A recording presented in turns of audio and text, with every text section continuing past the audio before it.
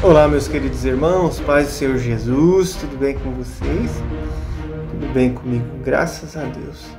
O grande amor de Deus, a graça do nosso Senhor Jesus e a comunhão do Espírito Santo esteja com todos vocês. Pessoal, voltei aqui para continuar aí a nossa leitura dessa linda Bíblia de estudo, Bíblia Pentecostal, né? Propósito aí de ler toda a Bíblia. Lembrando que essa Bíblia, além de ter a palavra de Deus, ela ainda tem estudos, explicações sobre pontos importantes, amém? E hoje a gente vai aprender e relembrar sobre um dos filhos de Adão, né?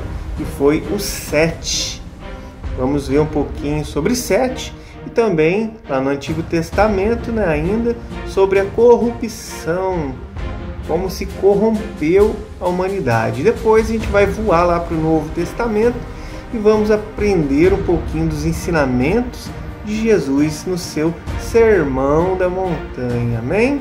Fica comigo, compartilha com seus amigos, com os familiares, com quem você ama essa meditação. Se você não é inscrito aqui no canal, peço que mais uma vez se inscrevam no canal, deixa um likezinho aí para dar uma força pro canal, um comentário, ajuda demais, né?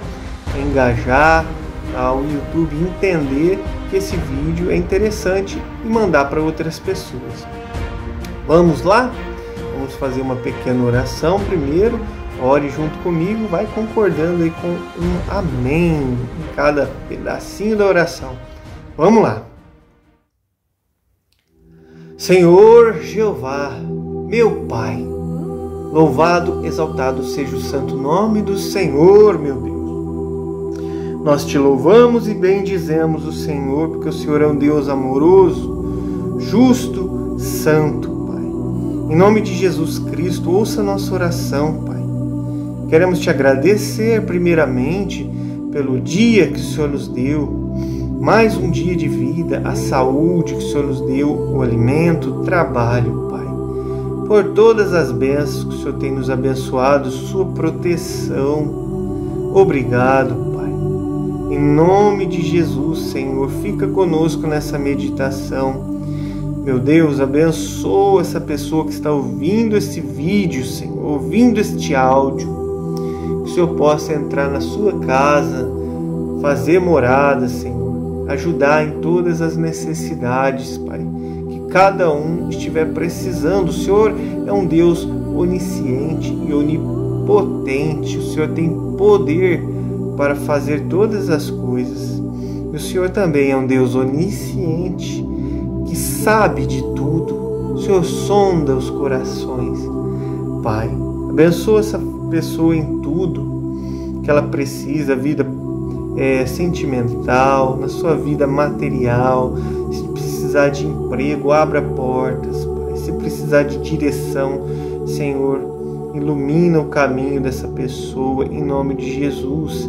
Se precisar de libertação, livra, Senhor, liberta de todo mal, de todo vício, todo embaraço, para que possa, Senhor, se achegar a Ti, Senhor, cada dia mais. Senhor Jesus, obrigado por ter se sacrificado naquela cruz e morrido no meu lugar, no nosso lugar. Mesmo nós somos sendo pecadores, não merecedores do Teu amor. Obrigado, Jesus. Perdoa os nossos pecados, as nossas fraquezas, as nossas falhas, em nome de Jesus.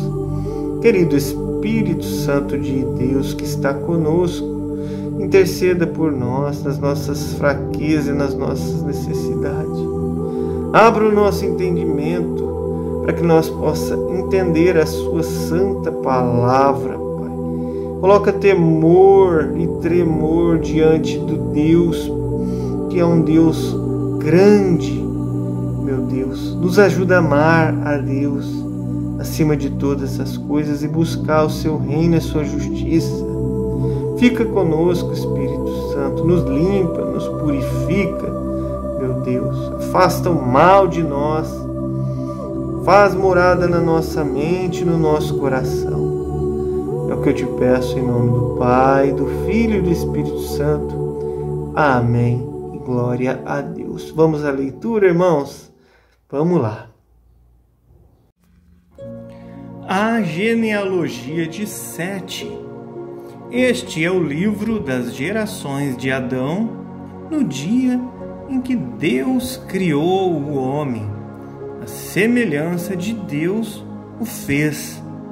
Macho e fêmea os criou e os abençoou e chamou o seu nome Adão, no dia em que foram criados. E Adão viveu 130 anos e gerou um filho à sua semelhança, conforme a sua imagem, e chamou o seu nome Sete. E foram os dias de Adão, depois que gerou a Sete, 800 anos, e gerou filhos e filhas. E foram todos os dias que Adão viveu 930 anos, e morreu. E viveu Sete 105 anos, e gerou o filho Enos.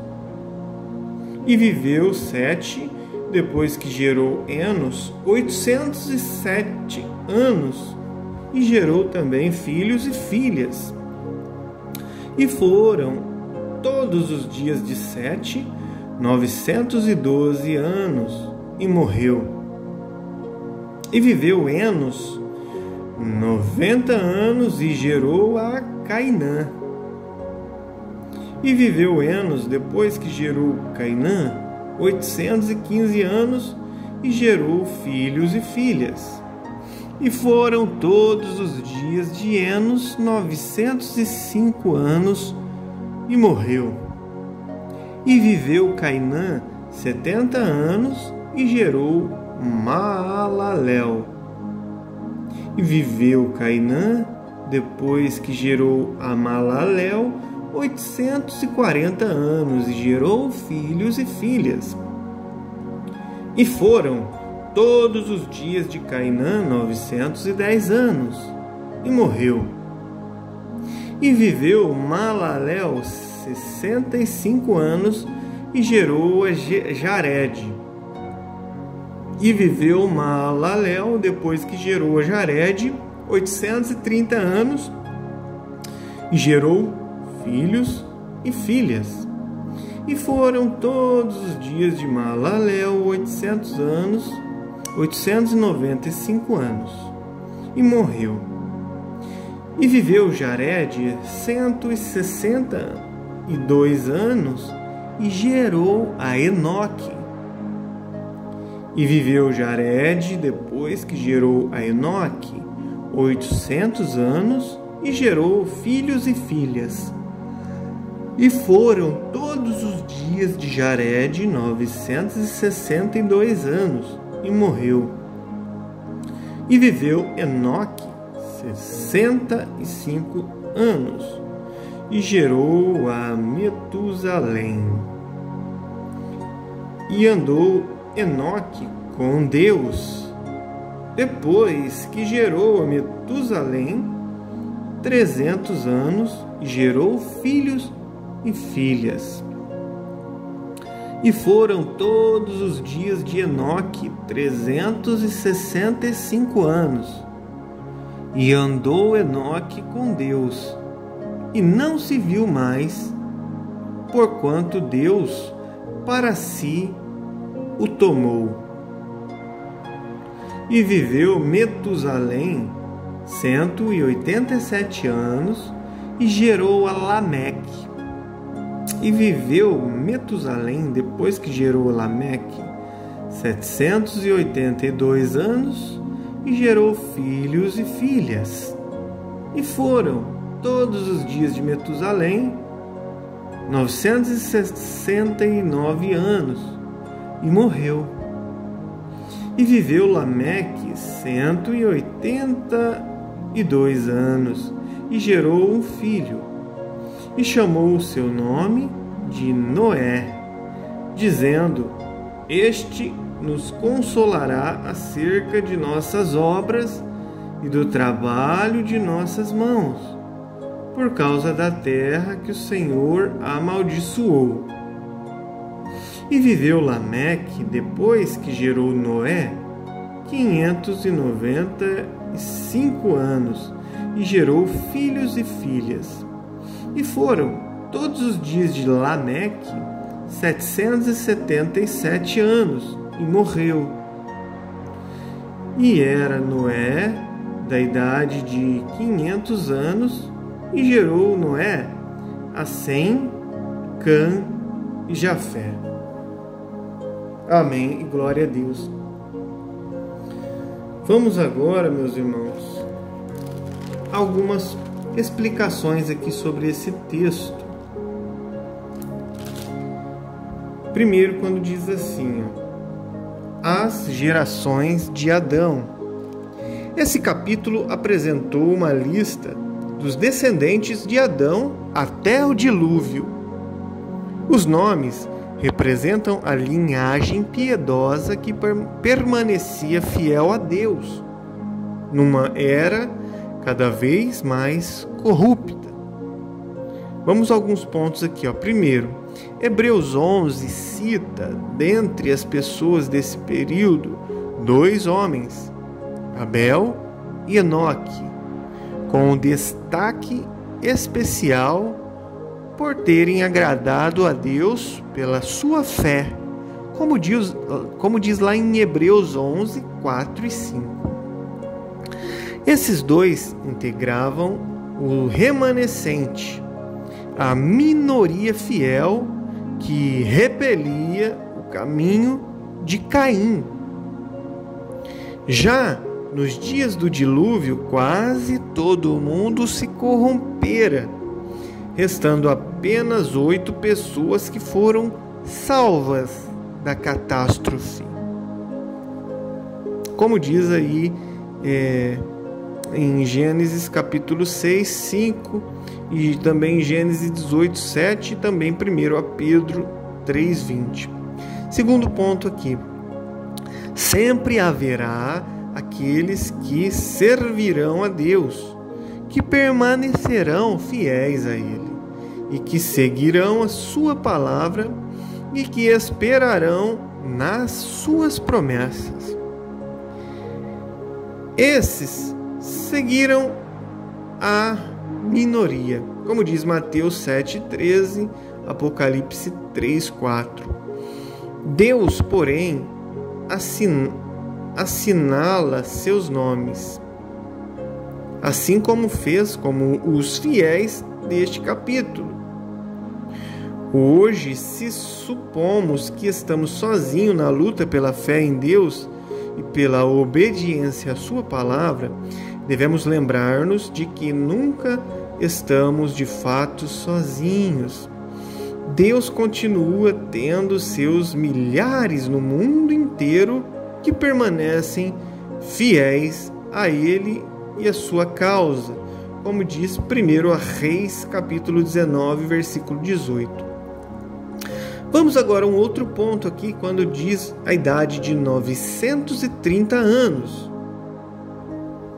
A razão de uma tão longa vida naquele tempo pode ser porque o pecado apenas iniciara, O pecado ainda estava iniciando seus efeitos destruidores sobre o meio ambiente e no corpo físico.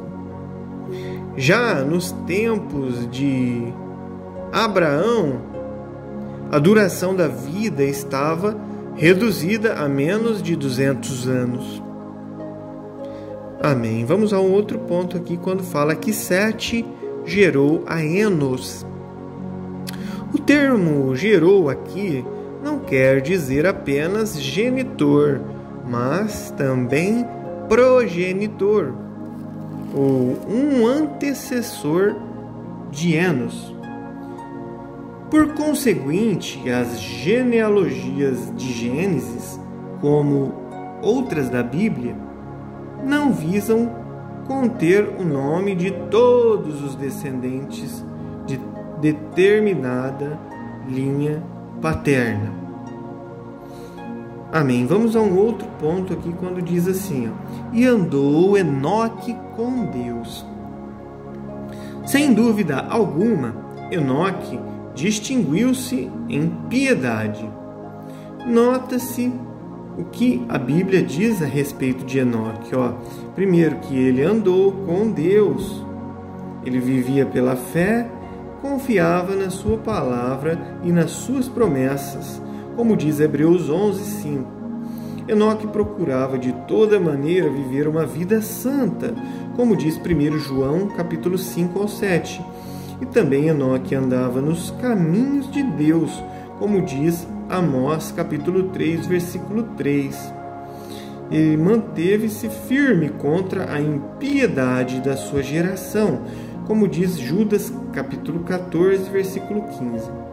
O segundo ponto é que Enoque ele era um pregador de justiça e denunciava o pecado e o mundo ímpio de vida da sua geração.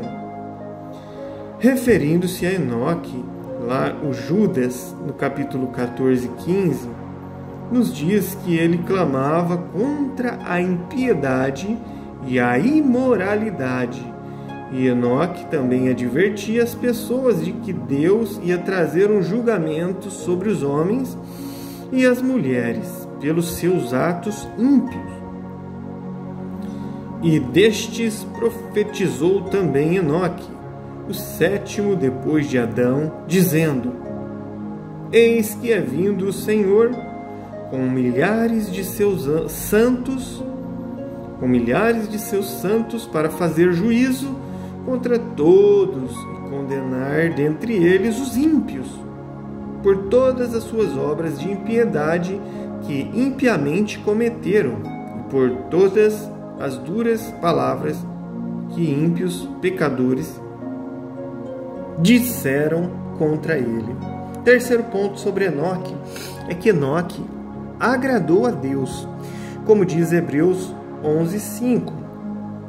Sua vida, a sua mensagem e a sua espiritualidade agradaram tanto ao Senhor que ele honrou, tirando-o da terra, para estar eternamente na sua presença, sem provar a morte.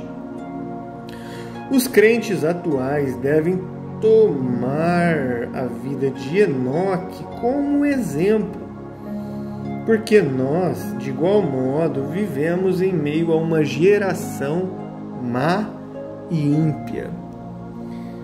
Estamos nós andando com Deus, vivendo em verdadeira santidade, reprovando o pecado e advertindo as pessoas a fugirem da ira vindoura, como diz Atos 3,19, também 1 Tessalonicenses 1,10. E estamos nós esperando Jesus Cristo para nos levar desta terra, para estarmos para sempre com Ele, como diz 1 Tessalonicenses capítulo 4, versículo 16. Deus para si o tomou, que é um outro ponto aqui, Deus para si o tomou. O fato de Enoque ser levado diretamente ao céu sem provar a morte, subentende que os justos antes de Abraão tinham uma viva esperança da vida futura com Deus, como diz Hebreus 11, 5, 10, também em Jó 19, 25 e 2 Reis, capítulo 2, versículo 10. Vamos a um outro ponto aqui. Na verdade, vamos continuar agora a leitura da palavra de Deus em Gênesis capítulo 6, que vai falar sobre a corrupção geral do gênero humano. E aconteceu como os homens começaram a multiplicar-se sobre a face da terra e lhes nasceram filhas, viram os filhos de Deus que as filhas dos homens eram formosas, e tomaram para si mulheres de todas as que escolheram. Então disse o Senhor: não contenderá o meu espírito para sempre com o homem, porque ele também é carne. Porém, os seus dias serão 120 anos. Havia naqueles dias gigantes na terra, e também depois, quando os filhos de Deus entraram as filhas dos homens, e delas geraram filhos. Estes eram os valentes que houve na antiguidade, os varões de fama. E viu o Senhor que a maldade do homem se multiplicara sobre a terra, e que toda a imaginação dos pensamentos do seu coração eram só má continuamente. Então arrependeu-se o Senhor de haver feito o homem sobre a terra, e pesou-lhe o coração. E disse o Senhor: destruirei de sobre a face da terra o homem que criei, desde o homem até ao animal, até ao réptil e até a ave dos céus, porque me arrependo de os haver feito. Noé, porém, achou graça aos olhos do Senhor. Estas são as gerações de Noé. Noé, ele era varão justo e reto em suas gerações. Noé andava com Deus. E gerou Noé 3 filhos: Sem, Cã e Jafé. A terra, porém, estava corrompida diante da face de Deus, e encheu-se a terra de violência. E viu Deus a terra, e eis que estava corrompida, porque toda a carne havia corrompido o seu caminho sobre a terra. Amém. E glória a Deus. Agora a gente vai ler aqui alguns pontos, umas explicações sobre esta leitura.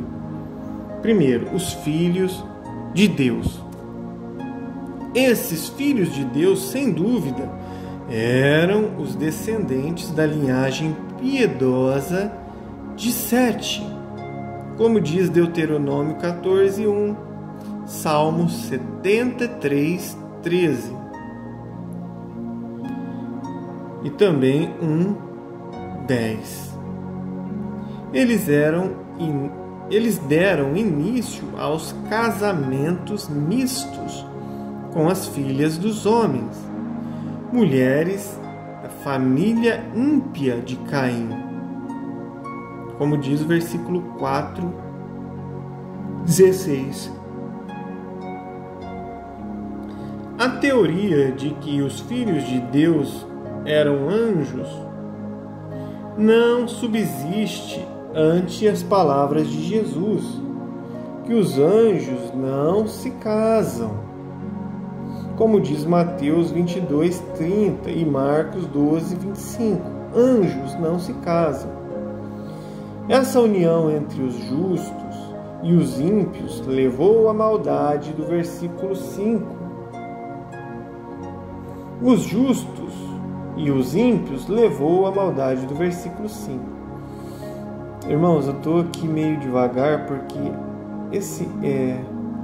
essa parte aqui da Bíblia que eu estou lendo, ela fica abaixo da escritura, que são as explicações. É uma letra muito pequena, menor que a letra da Bíblia, até para caber na Bíblia aqui embaixo. Então eu estou forçando a minha vista. Por isso que às vezes eu dou uma paradinha e às vezes eu até repito. Bom, os justos passaram a uma vivência iníqua. Como resultado, a terra corrompeu-se e encheu de violência. Mais para frente, vamos ver aí um estudo sobre a separação espiritual do crente, na página 1779. Vamos agora a um outro ponto aqui, quando a Bíblia diz assim, ó, a maldade do homem se multiplicara. Nos dias de Noé, o pecado abertamente se manifestava no ser humano de duas principais maneiras: a concupiscência carnal e a violência. A degeneração humana não mudou. O mal continua irrompendo desenfreado através da depravação e da violência.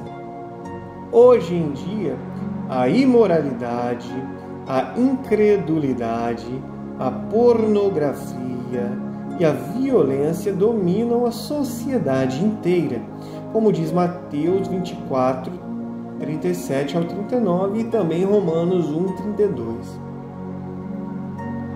Vamos a uma outra explicação aqui, quando a Bíblia diz assim, ó, então arrependeu-se o Senhor. Deus revela, já nestes primeiros capítulos da Bíblia, como um Deus pessoal para com o ser humano e que é passível de sentir emoção. Deus ele sente desagrado e também reação contra o pecado deliberado e a rebelião da humanidade. Vamos a alguns pontos agora. Primeiro ponto, aqui a expressão arrependeu-se significa que por causa do trágico pecado da raça humana, Deus mudou a sua disposição para com as pessoas, né? Sua atitude de misericórdia, de longanimidade passou à atitude de juízo. Segundo ponto, a existência de Deus, o seu caráter e os seus eternos propósitos traçados permanecem imutáveis, como diz 1 Samuel 15, 29 e também Tiago 1, 17. Porém, ele pode alterar o seu tratamento para com o homem, dependendo da conduta deste. Deus altera sim, né? Os seus sentimentos, as suas atitudes, os seus atos, intenções, conforme as pessoas agem diante da sua vontade, como fez em Êxodo 32, 14, 2 Samuel 24, 16, Jeremias 18, 7, Jeremias 26, 3 até o 19, Ezequiel 18, 4 também, e Jonas 3, 8, 10. Vamos ao terceiro ponto aqui, ó. Essa revelação de Deus como um Deus que pode sentir pesar e tristeza deixa claro que ele, em relação à sua criação, age pessoalmente como no recesso de uma família. Ele tem um amor intenso pelos seres humanos e solicitude divina ante a penosa situação da raça humana, como diz Salmos 139, do 7 ao 18. E vamos para uma última explicação aqui do que a gente já leu da Bíblia, quando a Bíblia diz assim, ó, Noé ele era um varão justo e reto em suas gerações.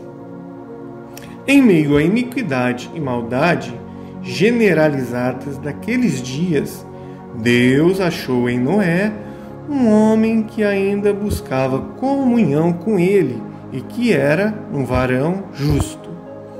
Né? Vamos a alguns pontos. Reto em suas gerações equivale dizer que ele se mantinha distanciado da iniquidade moral da sociedade ao seu redor. Por ser justo e temer a Deus e resistir à opinião e conduta condenáveis do público, Noé achou favor aos olhos de Deus, como diz em Gênesis aqui no versículo 8, 7, e também Hebreus 11, 7 e 2 Pedro 2, 5. Vamos ao segundo ponto aqui, ó. Essa retidão de Noé era fruto da graça de Deus nele, por meio da sua fé e do seu andar com Deus. A salvação no Novo Testamento ela é obtida exatamente da mesma maneira, mediante a graça e misericórdia de Deus recebidas pela fé, cuja eficácia conduz o crente a um esforço sincero para andar com Deus e permanecer separado da geração ímpia ao seu redor. Como diz ali no versículo 22, e também no 7:5 e também em Atos 2:4. Hebreus 11:7 declara que Noé foi feito herdeiro da justiça, que é segundo a fé. Terceiro ponto aqui, o Novo Testamento também declara que Noé não somente era justo, como também pregador da justiça, como diz 2 Pedro, capítulo 2, versículo 5. Nisso, ele é exemplo do que os pregadores devem ser. Amém. Glória a Deus. Agora vamos viajar para o Novo Testamento e aprender de Jesus Cristo. Mateus capítulo 5. O Sermão da Montanha. Jesus, vendo a multidão, subiu a um monte e, assentando-se, aproximaram-se dele os seus discípulos e, abrindo a boca, os ensinava, dizendo: Bem-aventurados os pobres de espírito, porque deles é o reino dos céus. Bem-aventurados os que choram, porque eles serão consolados. Bem-aventurados os mansos, porque eles herdarão a terra. Bem-aventurados os que têm fome e sede de justiça, porque eles serão fartos. Bem-aventurados os misericordiosos, porque eles alcançarão misericórdia. Bem-aventurados os limpos de coração, porque eles verão a Deus. Bem-aventurados os pacificadores, porque eles serão chamados filhos de Deus. Bem-aventurados os que sofrem perseguição por causa da justiça, porque deles é o reino dos céus. Bem-aventurados sois vós quando vos injuriarem e perseguirem, e mentindo, disserem todo mal contra vós, por minha causa. Exultai e alegrai-vos, porque é grande o vosso galardão nos céus, porque assim perseguiram os profetas que foram antes de vós. Amém e glórias a Deus. Muito bem, meus irmãos, agora a gente vai para a parte de estudo sobre cada ponto desse sermão, significado, né? Vamos lá, quando diz a frase assim, Sermão da Montanha, ou Sermão do Monte, nos capítulos 5 e 7, temos o que é comumente chamado de o Sermão do Monte. Contém a revelação dos princípios divinos da justiça, segundo os quais todos os cristãos devem viver pela fé no Filho de Deus, como diz Gálatas 2:20, e mediante o poder do Espírito que neles habita, como diz Romanos 8:2 ao 14 e Gálatas 5:16 ao 25. Todos nós que pertencemos ao reino de Deus devemos ter uma intensa fome e sede da justiça, de que trata este sermão de Jesus Cristo. Próximo ponto aqui é quando diz assim, ó, bem-aventurados os pobres de espírito. A palavra bem-aventurados refere-se ao estado abençoado daqueles que, por seu relacionamento com Jesus Cristo e a sua palavra, receberam de Deus o amor, o cuidado, a salvação e sua presença diária. Como diz Lucas 24:50. Há certas condições necessárias para recebermos as bênçãos do reino de Deus.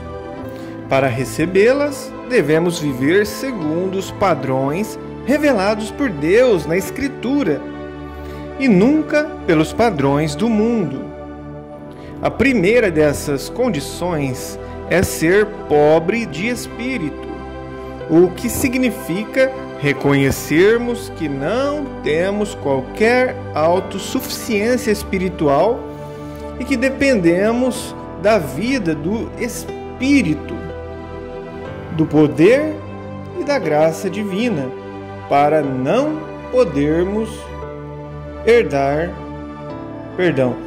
podermos sim herdar o reino de Deus. E vamos a um outro ponto agora, quando o sermão diz assim, ó, os que choram.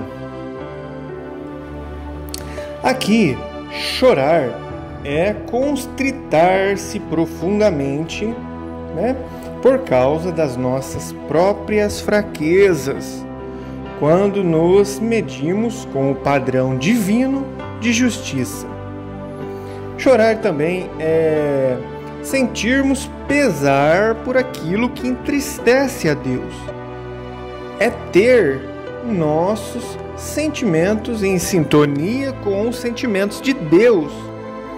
E chorar também é sentir a aflição em nosso espírito por causa do pecado, por causa da imoralidade e da crueldade prevalecentes no mundo, como diz Lucas 9:4, também Atos 20:19. Vamos para um outro ponto, quando o sermão diz os mansos. Os mansos são os humildes e submissos diante de Deus. Acham nele o seu refúgio e lhe consagram todo o seu ser. Preocupam-se mais com a obra de Deus e o povo de Deus do que com aquilo que lhe possa acontecer pessoalmente. Como diz o Salmo 37:11. Os mansos e não os violentos herdarão por fim a terra. Um outro ponto é quando o sermão diz assim, ó, fome e sede de justiça. Este é um dos versículos mais importantes do Sermão do Monte. Por quê? Primeiro, a condição fundamental para uma vida santa em todos os aspectos é ter fome e sede de justiça. Tal fome é vista em Moisés, lá em Êxodo 33:13-18. Também é vista em Davi, essa fome, como diz em Salmo 42, 1:2, 63, 1:2, Salmo 63, 1:2. Também essa fome de sede de justiça é vista no apóstolo Paulo, como diz lá em Filipenses 3:8-10. O estado espiritual do cristão durante toda a sua vida dependerá da sua fome e sede da presença de Deus. Como diz Deuteronômio 4:29, também fome e sede da palavra de Deus, como diz Salmo 119. Também preciso ter fome e sede da comunhão com Jesus Cristo, Filipenses 3:8, e ter fome da justiça e da volta do Senhor, fome e sede da volta do Senhor, segundo Timóteo 4:8.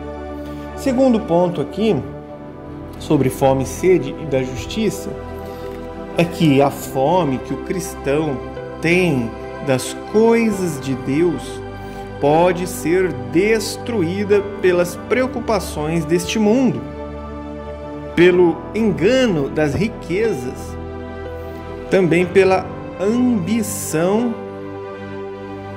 pelas coisas materiais, como diz Mateus 4,19, também pelos prazeres do mundo, como diz Lucas 8,14, também por deixar de permanecer em Jesus, João 15,4. Quando a fome de Deus cessa na vida do crente, do cristão, este morre espiritualmente, como diz Romanos 5,21. Então, é indispensável que sejamos sensíveis ao Espírito Santo, ao conhecermos do pecado. É então indispensável que sejamos sensíveis ao Espírito Santo ao convencer-nos do pecado, né? O Espírito Santo que nos convence, então a gente precisa estar sensível. Como diz João 16, 8, 13, Romanos 8, 5 ao 16. Aqueles que sinceramente têm fome e sede de justiça serão fartos. Um outro ponto aqui a destacar, muito importante, é quando a Bíblia diz os misericordiosos. Os misericordiosos estão cheios de compaixão e dó para com os que sofrem por causa do pecado ou de aflições. Os misericordiosos desejam minorar, né, os sofrimentos, conduzindo os sofredores à graça de Deus por meio de Jesus Cristo.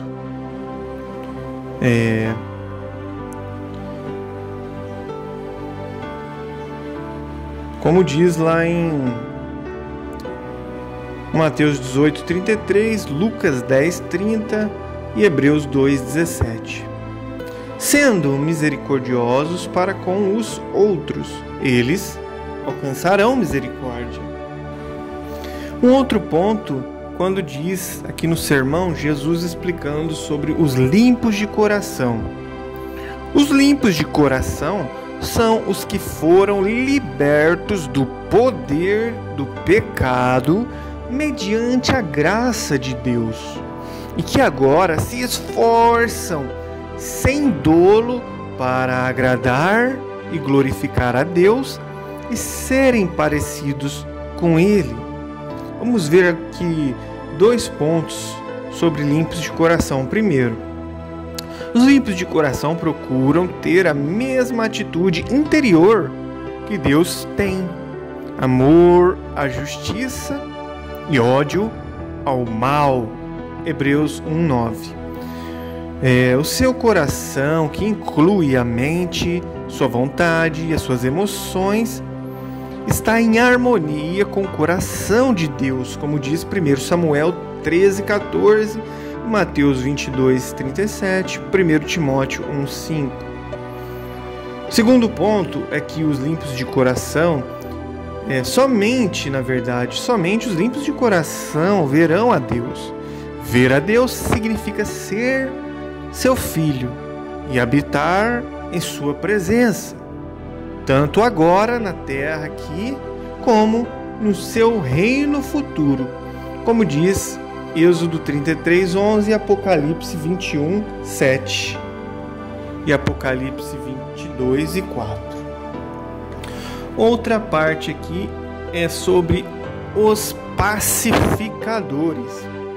Os pacificadores são aqueles que se reconciliaram com Deus, têm paz com Ele mediante a cruz, como diz Romanos 5:1, Efésios 2:14, e agora se esforçam mediante o seu testemunho e sua vida para levarem outras pessoas, inclusive seus inimigos a paz com Deus. E agora vamos ao último ponto, que é bem forte, que tem bastante coisa ainda, que é quando Jesus explica sobre perseguidos por causa da justiça. Todos que procuram viver de acordo com a palavra de Deus, por amor à justiça, sofrerão perseguições. Primeiro ponto: aqueles que conservam os padrões divinos da verdade, da justiça e da pureza, e que ao mesmo tempo se recusam a transigir com a presente sociedade pecaminosa e com o modo de vida dos crentes mornos, como diz Apocalipse 2:3, do 1 ao 4 e também 14 ao 22. Todos esses cristãos sofrerão impopularidade, sofrerão rejeição e também sofrerão críticas. O mundo lhes moverá perseguição e oposição, como diz Mateus 10:22, Mateus 24:9, João 15:19. E às vezes da parte de membros da igreja professa também perseguirão alguns membros, como diz Atos 20:28 ao 31, 2 Coríntios 11:3-15, 2 Timóteo 1:15, 2 Timóteo 3, do 8 ao 14.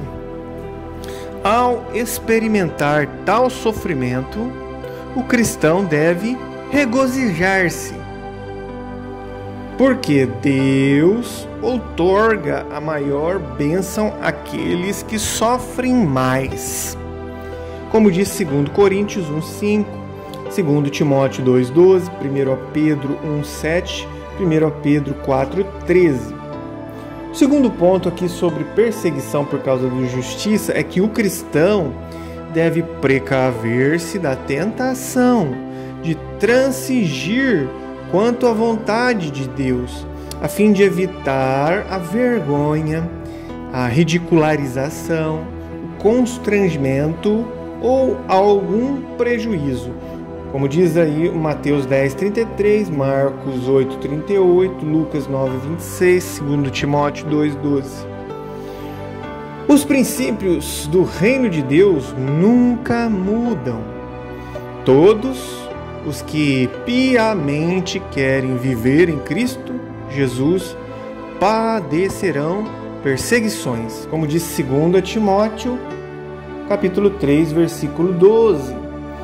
A promessa aos que enfrentam e suportam perseguições por causa da justiça é que dos tais é o reino de Deus. Amém. Muito bem, meus irmãos. Que palavras maravilhosas da parte de Deus. Deus é um Deus tão bom, tão preocupado com os seus filhos, com a humanidade, né? Tanto que Ele já fez e faz por nós. Nós temos só que agradecer a Deus. Obrigado. Dizer obrigado, dedicar um tempo do nosso dia para falar com Deus em oração, para ouvir a Deus através da sua palavra, né? A gente lê a palavra de Deus e Deus fala conosco no nosso coração. Fiquem com Deus e até a próxima leitura. Um abraço. Deus abençoe.